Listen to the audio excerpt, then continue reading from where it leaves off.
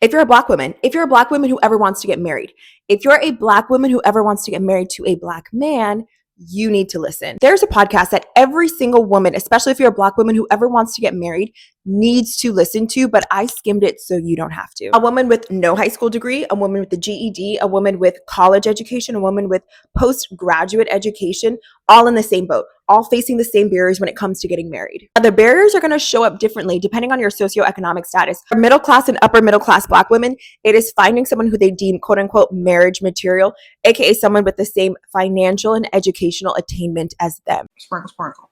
Now, this is not an indictment on black men, but according to this data, black men are twice as likely relative to their women counterparts to marry outside of their race. However, the higher that socioeconomic status, the more it increases. So black men who are of higher socioeconomic status are actually 3 times as likely to marry outside of their race. When you get on, he leave your for a white girl. And upper middle class black men, when they do get married, they get married later and less often. The author does point to reasons for this. She states that black men often have financial stability, not wealth. Black men often have to support families back home. They're supporting their mom. They're paying someone's college tuition.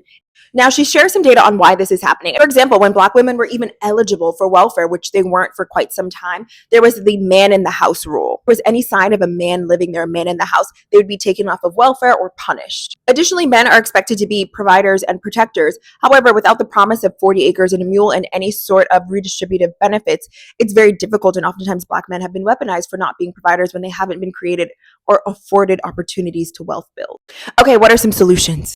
Number 1 is no surprise, reparations. And that stress, racism, access or lack thereof of access to wealth are all barriers to us finding love. So I know that sounds dire, but I found that podcast absolutely fascinating, and I'll put it on the screen again.